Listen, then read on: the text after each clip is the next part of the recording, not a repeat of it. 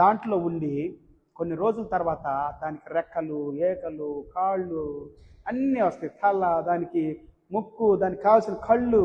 చెప్పాను కదా, 2 పెద్ద కళ్ళు, 3 చిన్న కళ్ళు ఉంటాయని.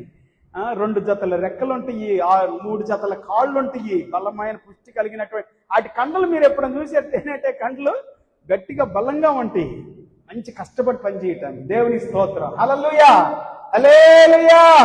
దేవుని సంఘం, దేవుని బిడ్డలు కూడా, దేవుని పిల్లారా, అదే చెబుతా ఉంది బైబిల్ కన్నా. ఆరోగ్యంగా ఉండాలంట, పరిశుద్ధంగా ఉండాలంట, కష్టపడి పనిచేసే వారిలాగా ఉండాలంట, ప్రకృతిని సంరక్షించే వారిగా ఉండాలంట. తేనెటీగల స్వభావం ఏంటంటే ప్రకృతిని సంరక్షిస్తాయి.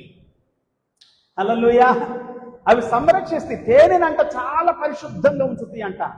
తేనె అది చేసే పని చాలా శుద్ధంగా ఉంటుంది అంట. ఆ తేనె తుట్టును కూడా, ఆ పట్టును కూడా చాలా క్లీన్